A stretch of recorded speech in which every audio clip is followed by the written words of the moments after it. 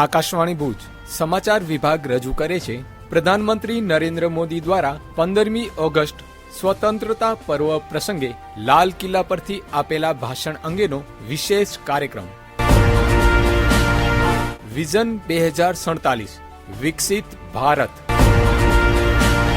79મા સ્વતંત્રતા દિવસ પર પ્રધાનમંત્રી નરેન્દ્ર મોદીએ લાલ કિલ્લા પરથી તેમનું સૌથી લાંબુ અને નિર્ણાયક ભાષણ આપ્યું, જે 103 મિનિટ ચાલ્યું અને 2047 સુધીમાં વિકસિત ભારત માટે એક બોલ્ડ રોડ મેપ રજૂ કર્યો। આત્મનિર્ભરતા, નવીનતા અને નાગરિક સશક્તિકરણ પર ભાર મૂકતા પ્રધાનમંત્રીએ ભારતની એક આશ્રિત રાષ્ટ્રથી વૈશ્વિક સ્તરે આત્મવિશ્વાસ, તકનીકી રીતે અદ્યતન અને આર્થિક રીતે સ્થિતિસ્થાપક દેશ બનવાની સફર પર પ્રકાશ પાડ્યો। પ્રધાનમંત્રી મોદીએ કહ્યું કે આજે મને લાલ કિલ્લાની પ્રાચીર પરથી ઓપરેશન સિંદૂરના બહાદુર સૈનિકોને સલામ કરવાની તક મળી છે। આપણા બહાદુર સૈનિકોએ દુશ્મનોને તેમની કલ્પના બહાર સજા આપી છે। आज मुझे लाल किले की प्राचीर से ऑपरेशन सिंदूर के वीर जाबाजों को सैल्यूट करने का अवसर मिला है। हमारे वीर जाबाज सैनिकों ने दुश्मनों को उनकी कल्पना से परे सजा दी है। और इस अपील को पहलगाम में सीमा पार से आतंकियों ने आकर के जिस प्रकार का कत्ले आम किया, धर्म पूछ करके लोगों को मारा गया, पति के सामने पति को गोलियां दी, बच्चों के सामने अपने पिता को मौत के घाट उतार दिया गया। पूरा हिंदुस्तान आक्रोश से भरा हुआ था। पूरा विश्व भी इस प्रकार से संहार से चौंक गया था। मेरे प्यारे देशवासी, ऑपरेशन सिंदूर उसी आक्रोश की अभिव्यक्ति है। 22 तारीख के बाद हमने हमारे सेना को खुली छूट दे दी। रणनीति वो तय करे, लक्ष्य वो तय करे, समय भी वो चुने, और हमारी सेना ने वो करके दिखाया जो कई दशकों तक कभी हुआ नहीं था। सैकड़ों किलोमीटर दुश्मन की धरती पर घुस करके आतंकी हेडक्वार्टर्स को मिट्टी में मिला दिया, आतंकी इमारतों को खंडहर बना दिया। पाकिस्तान की नींद अभी भी उड़ी हुई है। पाकिस्तान में हुई तबाही इतनी बड़ी है कि रोज नए नए खुलासे हो रहे हैं, नई नई जानकारियां आ रही। પ્રધાનમંત્રી નરેન્દ્ર મોદીએ કહ્યું કે આપણે એક નવી સામાન્ય સ્થિતિ સ્થાપિત કરી છે। હવે આપણે આતંકવાદ અને આતંકવાદીઓને શક્તિ આપનારાઓને અલગ અલગ નહીં ગણીએ। ભારતે નક્કી કર્યું છે કે આપણે હવે પરમાણુ શસ્ત્રોના ભયને સહન નહીં કરીએ। લોહી અને પાણી એક સાથે વહેશે નહીં। मेरे प्यारे देशवासियों, हमारा देश कई दशकों से आतंक को झेलता आया हुआ, देश के सीने को छलनी कर दिया गया है। अब हमने एक न्यू नॉर्मल प्रस्थापित किया। आतंक को और आतंकी को पालने पोसने वालों को, आतंकियों को ताकत देने वालों को अब हम अलग अलग नहीं मानेंगे। वो मानवता के समान दुश्मन है, उनके बीच कोई फर्क नहीं है। अब भारत ने तय कर लिया है कि न्यूक्लियर की धमकियों को अब हम सहने वाले नहीं है। न्यूक्लियर ब्लैकमेल लंबे अरसे से चलाया, अब वो ब्लैकमेल नहीं सहा जाएगा। आगे भी अगर दुश्मनों ने ये कोशिश जारी रखी, हमारी सेना तय करेगी। सेना की शर्तों पर, सेना जो समय निर्धारित करे उस समय पर, सेना जो तौर तरीके तय करे उस तौर तरीके से, सेना जो लक्ष्य तय करे उस लक्ष्य को अब हम अमल में ला करके रहने वाले हैं। हम मुंह तोड़ जवाब देंगे। मेरे प्यारे देशवासियों, भारत ने तय कर लिया है, खून और पानी एक साथ नहीं बहेंगे। પ્રધાનમંત્રી મોદીએ કહ્યું કે ઓપરેશન સિંદૂર દરમિયાન મેડ ઇન ઇન્ડિયાની શક્તિ આપણા હાથમાં હતી। તેથી આપણી સેના કોઈ પણ વિક્ષેપ વિના પોતાનું બહાદુરીનું પ્રદર્શન કરતી રહી। છેલ્લા 10 વર્ષમાં આપણે સંરક્ષણ ક્ષેત્રમાં આત્મનિર્ભરતાને એક મિશન તરીકે સતત અપનાવી છે। તેના પરિણામો આજે દેખાઈ રહ્યા છે। साथियों, हमने ऑपरेशन सिंदूर में देखा है मेड इन इंडिया की कमाल क्या थी। दुश्मन को पता तक न चला कि कौन से शस्त्रास्त्र है, ये कौन सा सामर्थ्य है। जो पलक भर में उनको नष्ट कर रहा है। सोचिए, अगर हम आत्मनिर्भर होते न होते तो क्या ऑपरेशन सिंदूर इतनी त्वरित गति से हम कर पाते? पता नहीं कौन सप्लाई देगा नहीं देगा, साजो सामान मिलेगा नहीं मिलेगा, इसी की चिंता बनी रहती। लेकिन हमें मेड इन इंडिया की शक्ति हमारे हाथ में थी, सेना के हाथ में थी, इसलिए बिना चिंता, बिना रुकावट, बिना हिचकिचाहट हमारी सेना अपना पराक्रम करती रही। और ये पिछले 10 साल से लगातार डिफेंस के क्षेत्र में आत्मनिर्भरता पर हम एक मिशन लेकर के चले हैं, उसके नतीजे आज नजर आ रहे हैं। साथियों, मैं एक और विषय पर आपका ध्यान आकर्षित करना चाहता हूँ। ये बात से कोई इनकार नहीं कर सकता कि 21वीं सदी टेक्नोलॉजी ड्रिवन सेंचुरी है। और जब टेक्नोलॉजी ड्रिवन है और इतिहास की तरफ नजर करें तो पता है, इतिहास गवाह है, जिन जिन देशों ने टेक्नोलॉजी में महारत हासिल की, वो देश विकास की ऊंचाइयों को पार कर गए, शिखर पर पहुंच गए, आर्थिक शक्ति नए पैमाने पर पहुंचती गई। પ્રધાનમંત્રી મોદીએ કહ્યું કે દેશને ઉર્જા ક્ષેત્રે આત્મનિર્ભર બનાવવો મહત્વપૂર્ણ છે. અમે પડકાર સ્વીકાર્યો. આજે 11 વર્ષમાં સૌર ઉર્જામાં 30 ગણો વધારો થયો છે. ભારત મિશન ગ્રીન હાઇડ્રોજનની દિશામાં હજારો કરોડ રૂપિયાનું રોકાણ કરી રહ્યું છે. ભારત પરમાણુ ઉર્જા પર પણ વ્યાપક પહેલ કરી રહ્યું છે. આ ક્ષેત્રમાં 10 નવા પરમાણુ રિએક્ટર ઝડપથી કામ કરી રહ્યા છે. અમે 2047 સુધીમાં દેશની પરમાણુ ઉર્જા ક્ષમતામાં 10 ગણાથી વધુ વધારો કરવાના સંકલ્પ સાથે આગળ વધી રહ્યા છીએ. अब ऊर्जा के क्षेत्र में हम सब जानते हैं कि हम एनर्जी के लिए बहुत सारे देशों पर डिपेंडेंट है। पेट्रोल हो, डीजल हो, गैस हो, लाखों करोड़ रुपए हमें खर्च करके लाना पड़ता है। हमें इस संकट से देश को आत्मनिर्भर बनाना, ऊर्जा में आत्मनिर्भर बनाना बहुत जरूरी है। हमने बीड़ा उठाया और आज 11 वर्ष में सोलर एनर्जी 30 गुना बढ़ चुकी है।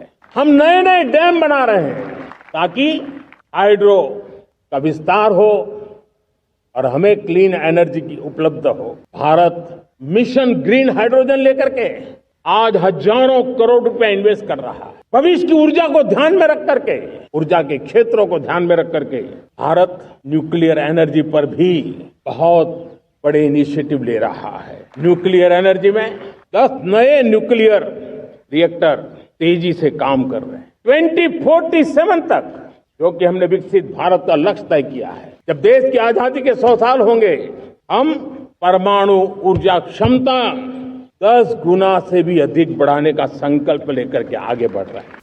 દેશનો દરેક નાગરિક અવકાશ ક્ષેત્રના અજાયબીઓ જોઈને ગર્વ અનુભવી રહ્યો છે. આપણા ગ્રુપ કેપ્ટન શુભાંશુ શુક્લા અવકાશ મથકથી પાછા ફર્યા છે. અમે ગગનયાન માટે જાતે તૈયારી કરી રહ્યા છીએ. અમે આપણી પોતાની તાકાત પર અવકાશ મથક બનાવવા માટે કામ કરી રહ્યા છીએ. મને ગર્વ છે કે દેશના 300થી વધુ સ્ટાર્ટઅપ્સ અવકાશ ક્ષેત્રમાં કામ કરી રહ્યા છે. હજારો યુવાનો તે સ્ટાર્ટઅપ્સમાં સંપૂર્ણ ક્ષમતા સાથે જોડાયેલા છે. स्पेस सेक्टर का कमाल तो हर देशवासी देख रहा, गर्व से भर जा। और हमारे group captain Shubhanshu Shukla space station से लौट चुके हैं और आने वाले कुछ दिनों में वो भारत भी आ रहे हैं। हम स्पेस में भी अपने दम पर आत्मनिर्भर भारत गगनयान की तैयारी कर रहे हैं। हम अपने बलबूते पर हमारा अपना स्पेस स्टेशन बनाने की दिशा में हम काम कर रहे हैं। और पिछले दिनों स्पेस में जो रिफॉर्म किए गए, मुझे बहुत गर्व हो रहा है। मेरे देश के 300 से ज्यादा स्टार्टअप्स आप सिर्फ और सिर्फ स्पेस सेक्टर में काम कर रहे हैं और उन 300 स्टार्टअप में हजारों नौजवान पूरे सामर्थ्य के साथ जुटे हैं। ये है मेरे देश के नौजवानों की ताकत और ये है हमारे देश के नौजवानों के प्रति विश्वास. સેમિકન્ડક્ટર વિશે વાત કરતા શ્રી મોદીએ કહ્યું કે અમે મિશન મોડમાં સેમિકન્ડક્ટર પર આગળ કામ ધપાવ્યું છે. આપણી જમીન પર 6 અલગ અલગ સેમિકન્ડક્ટર યુનિટ સ્થાપિત કરવામાં આવી રહ્યા છે અને અમે 4 નવા યુનિટને લીલી ઝંડી આપી દીધી છે. હું આપણા નાગરિકો, યુવાનો અને ટેકનોલોજીની શક્તિને સમજતા બધા લોકોને કહેવા માંગુ છું કે made in India semiconductor chips આ વર્ષના અંત સુધીમાં બજારમાં ઉપલબ્ધ થશે. 6 अलग अलग सेमीकंडक्टर के यूनिट्स जमीन पर उतर रहे हैं. 4 नए यूनिट्स को हमने ऑलरेडी हरी झंडी दिखा दी है, ग्रीन सिग्नल दे दिया है। और देशवासियों और मेरे खास करके नौजवानों और विश्व भर में भारत की टेक्नोलॉजी की ताकत को समझने वाले लोगों को भी कहना चाहूंगा, इसी वर्ष के अंत तक मेड इन इंडिया, भारत की बनी हुई, भारत में बनी हुई, भारत के लोगों द्वारा बनी हुई मेड इन इंडिया चिप्स बाजार में आ जाएगी। સ્વતંત્રતા દિવસના કાર્યક્રમને સંબોધતા પ્રધાનમંત્રી નરેન્દ્ર મોદીએ કહ્યું, છેલ્લો દાયકો સુધારા, કામગીરી અને પરિવર્તનનો રહ્યો છે, પરંતુ હવે આપણે નવી તાકાત સાથે જોડાવું પડશે.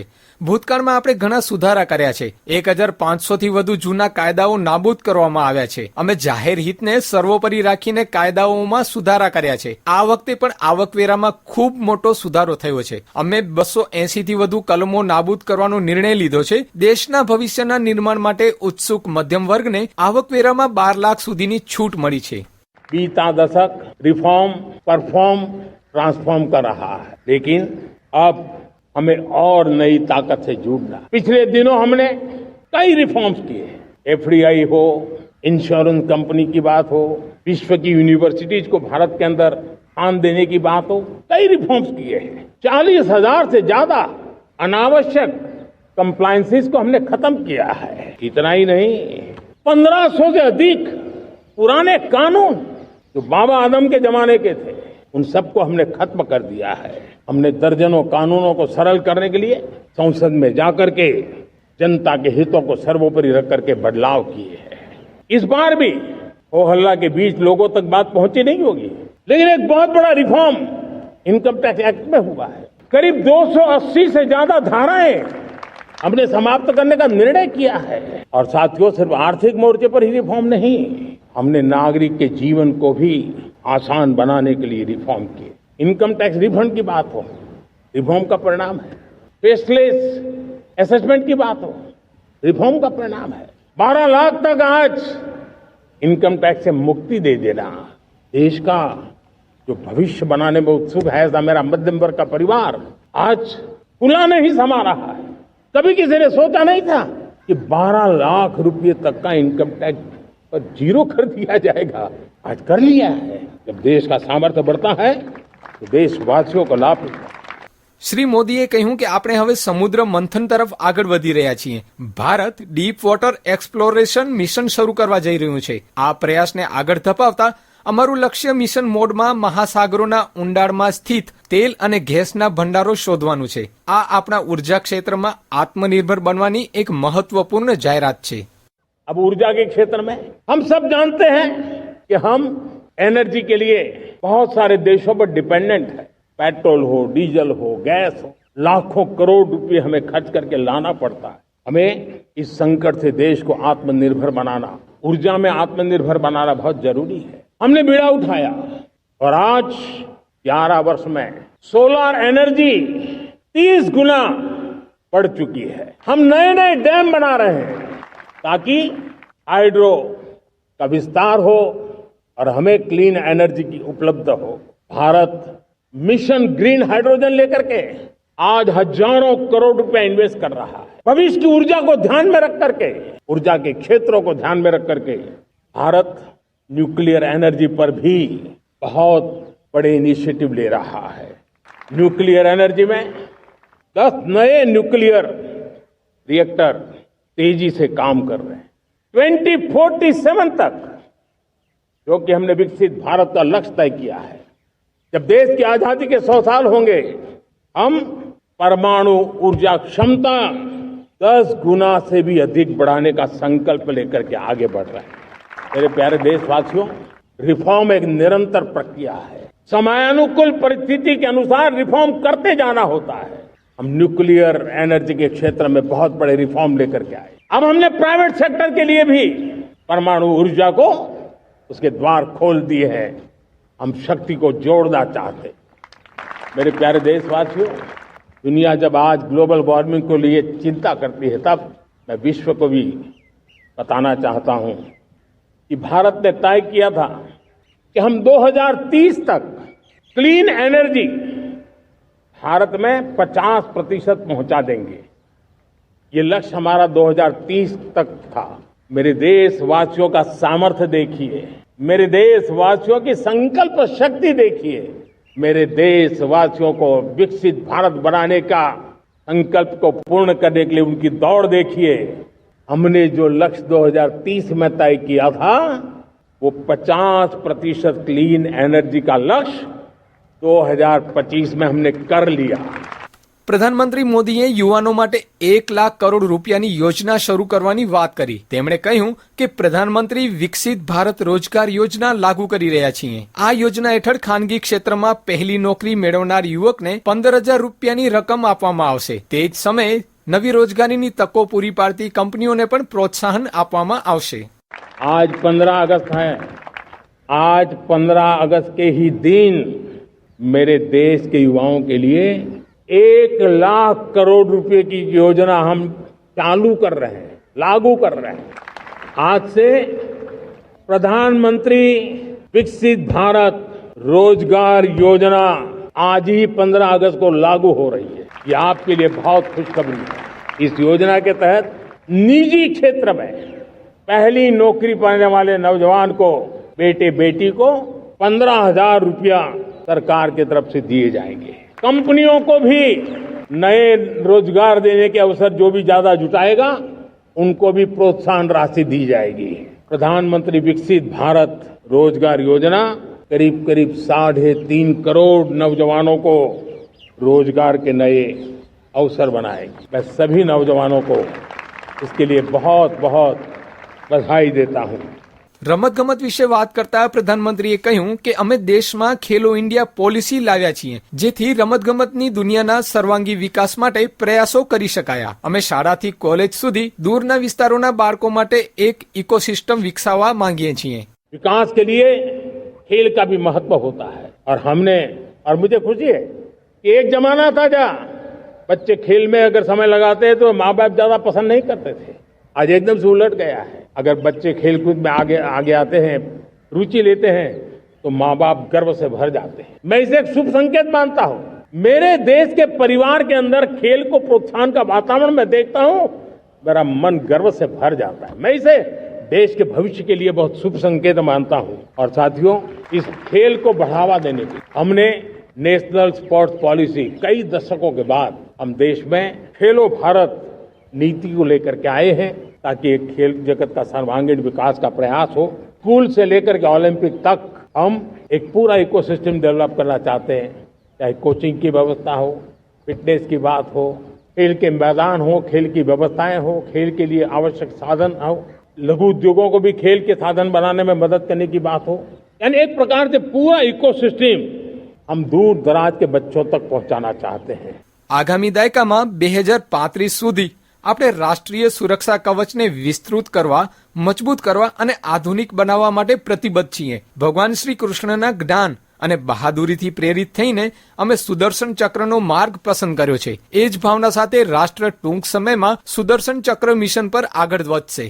ये मिशन सुदर्शन चक्र एक पावरफुल वेपन सिस्टम दुश्मन के हमले को न्यूट्रलाइज तो करेगा ही करेगा, लेकिन कई गुना ज्यादा दुश्मन पर हिट बैक करेगा। हमने भारत के इस मिशन सुदर्शन चक्र के लिए कुछ मूलभूत बातें भी तय की है। आने वाले 10 सालों में हम उसको प्रखरता से आगे बढ़ाना चाहते हैं। एक तो ये पूरी आधुनिक सिस्टम, इसके लिए रिसर्च डेवलपमेंट, उसकी मैन्युफैक्चरिंग हमारे देश में ही हो, हमारे देश के नौजवानों के टैलेंट से हो, हमारे देश के लोगों के द्वारा बनी। दूसरा, एक ऐसी व्यवस्था होगी जो वॉरफेयर के हिसाब से भविष्य में क्या क्या संभावनाएं हैं उसका हिसाब किताब लगा करके +1 की स्ट्रेटेजी वर्कआउट करेगी। और तीसरा, सुदर्शन चक्र की एक ताकत थी, वो बहुत ही प्रिसाइज, जहां जाना था वहीं जाता था और वापस श्री कृष्ण के पास लौट के आता था। हम इस सुदर्शन चक्र के द्वारा भी टारगेटेड प्रिसाइज एक्शन के लिए भी व्यवस्था को विकसित करने की दिशा में आगे बढ़ेंगे। और इसलिए युद्ध के बदलते तौर तरीकों में राष्ट्र की सुरक्षा, नागरिकों की सुरक्षा के लिए मैं बड़े प्रतिबद्धता के साथ इस कार्य को आगे बढ़ाने के लिए वचन देता हूँ। પ્રધાનમંત્રી મોદીએ કહ્યું કે આ દિવાળી પર દેશવાસીઓને એક ખાસ ભેટ મળવા જઈ રહી છે, છેલ્લા 8 વર્ષમાં અમે જીએસટીમાં મોટો સુધારો કર્યો છે અને દેશભરમાં કરનો બોજ ઘટાડ્યો છે. ઉચ્ચ સ્તરીય સમિતિ દ્વારા સમીક્ષા અને રાજ્યો સાથે વ્યાપક પરામર્શ પછી અમે આગામી પેઢીના જીએસટી સુધારા રજૂ કરી રહ્યા છીએ. इस दिवाली में आपको एक बहुत बड़ा तोहफा देशवासियों को मिलने वाला है. पिछले 8 साल से हमने जीएसटी का बहुत बड़ा रिफॉर्म किया. पूरे देश में टैक्स के बर्डन को कम किया, टैक्स की व्यवस्थाओं को सरल किया और 8 साल के बाद समय की मांग है कि हम एक बार उसको रिव्यू करें. हमने एक हाई पावर कमेटी को बिठा करके रिव्यू शुरू किया, राज्यों से भी विचार विमर्श किया और मेरे प्यारे देशवासियों, हम नेक्स्ट जनरेशन जीएसटी रिफॉर्म्स लेकर के आ रहे हैं. ये दिवाली के अंदर आपके लिए तोहफा बन जाएंगे. सामान्य मानवीय की जरूरतों के टैक्स भारी मात्रा में कम कर दिए जाएंगे. बहुत बड़ी सुविधा बढ़ेगी. हमारे एमएसएमई, हमारे लघु उद्यमी, इनको बहुत बड़ा लाभ मिलेगा. रोजमर्रा की चीजें बहुत सस्ती हो जाएगी और उससे इकोनॉमी को भी एक नया बल मिलने वाला है. પ્રધાનમંત્રી મોદીએ આગામી પેઢીના સુધારા માટે એક ટાસ્ક ફોર્સની રચનાની જાહેરાત કરી, જે આર્થિક પ્રવૃત્તિઓ સંબંધિત તમામ વર્તમાન કાયદાઓ, નિયમો અને પ્રક્રિયાઓનું મૂલ્યાંકન કરશે. આ ટાસ્ક ફોર્સ એક નિર્ધારિત સમય મર્યાદામાં કાર્ય કરશે. स्ट्रक्चरल रिफॉर्म्स की बात हो, रेगुलेटरी रिफॉर्म्स की बात हो, पॉलिसी रिफॉर्म की चर्चा हो, प्रोसेस रिफॉर्म की चर्चा हो, प्रोसीड्यूरल रिफॉर्म्स करने की जरूरत हो, हर प्रकार के रिफॉर्म्स ये आज हमने मकसद बना करके चले हैं. और मेरे प्यारे देशवासियों, नेक्स्ट जनरेशन रिफॉर्म्स के लिए हमें एक टास्क फोर्स गठित करने का निर्णय किया है. ये टास्क फोर्स समय सीमा में इस काम को पूरा करे. वर्तमान नियम, कानून, नीतियां, रीतियां 21वीं सदी के अनुकूल, वैश्विक वातावरण में अनुकूल और भारत को 2047 में विकसित राष्ट्र बनाने के संदर्भ में नए सिरे से तैयार हो और उसका समय सीमा में अपना कार्य पूरा करने के लिए इस टास्क फोर्स की रचना की है. પ્રધાનમંત્રી નરેન્દ્ર મોદીએ કહ્યું કે ખેડૂતોને મદદ કરવા માટે અમે પીએમ ધન ધાન્ય કૃષિ યોજના શરૂ કરી છે.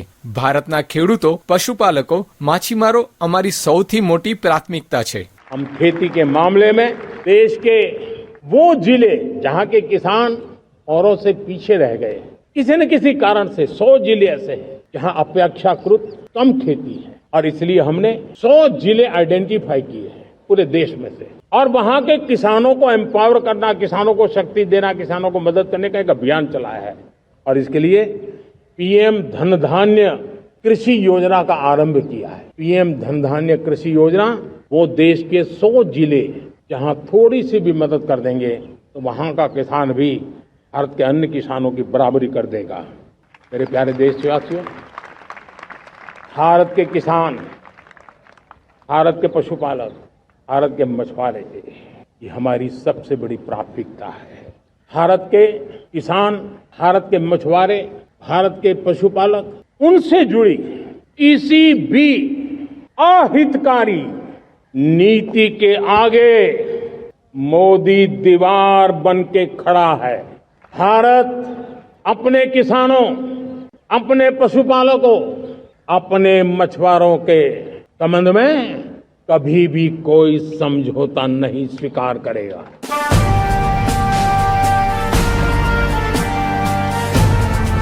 અને આ સાથે વિશેષ કાર્યક્રમ વિઝન 2047 વિકસિત ભારત અહીં પૂરો થયો.